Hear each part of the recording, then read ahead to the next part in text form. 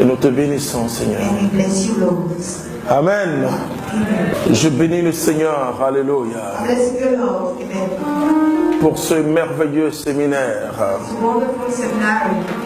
Nous avons été surpris par le Saint-Esprit. Nous avons été tellement surpris par le Saint-Esprit que le frère Guillaume m'a suggéré beaucoup de choses. Ma prière pour chacun d'entre nous aujourd'hui, c'est que notre façon d'exercer change. Et que nous puissions exercer dans la puissance de l'Esprit Saint en nous laissant guider par le Saint-Esprit. Les chantres sont au cœur des évangélisations. Et je crois que tout ce que nous avons dit, tout ce que nous avons vécu,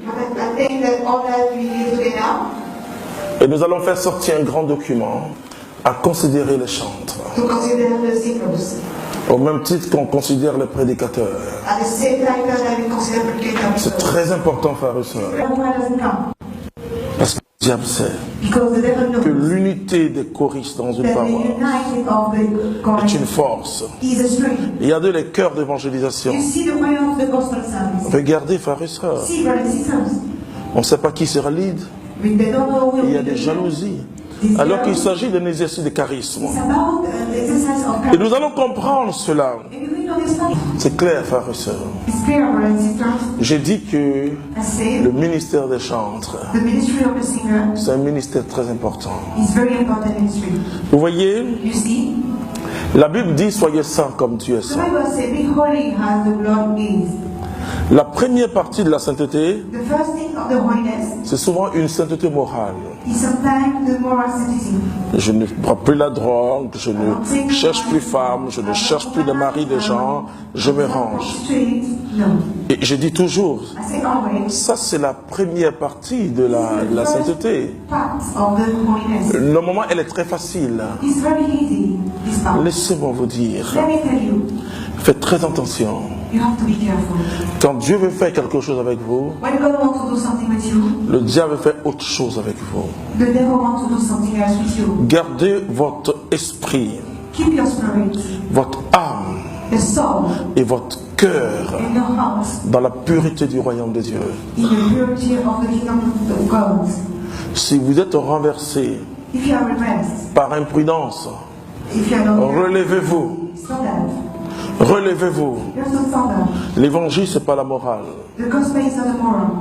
Mais le grand péché,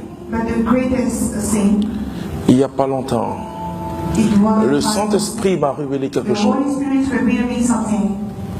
Le plus grand péché, le plus grand scandale, c'est le scandale de l'amour. Le scandale de l'amour.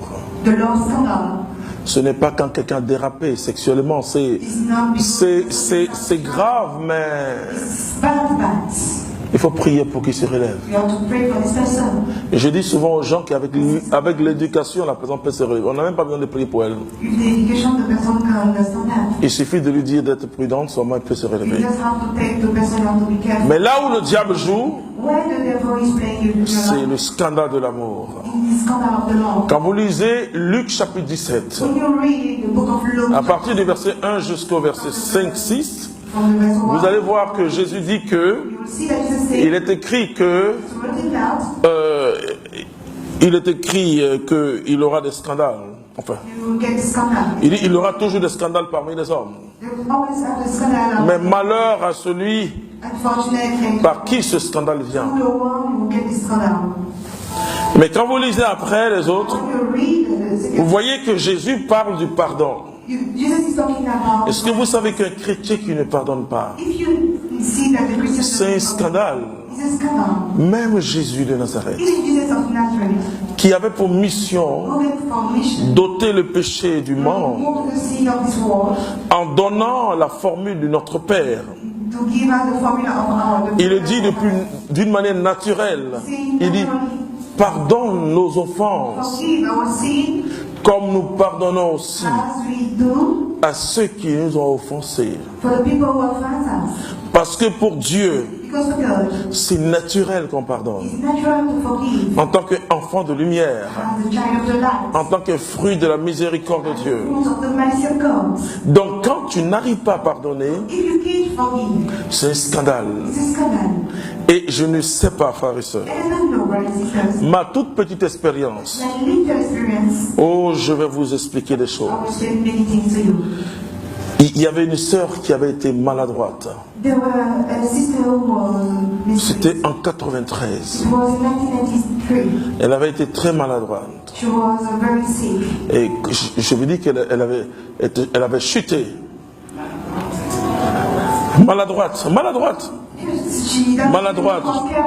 Elle avait chuté. Bon. Et c'était compliqué.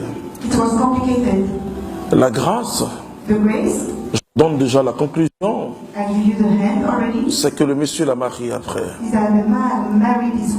Mais quand elle avait chuté, c'était scandale dans la communauté. Ah, mais comment? Ah, cette sœur qui prophétise, cette sœur qui est comme cela. Vous savez ce que le Saint-Esprit m'a dit? On devait avoir une mission.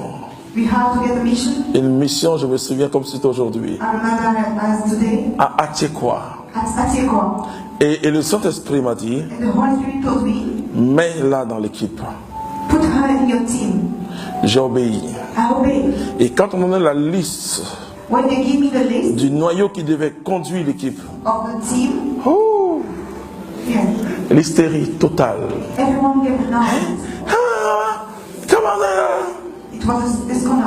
J'ai dit, le Saint-Esprit a dit de mettre ses sœurs dans l'équipe.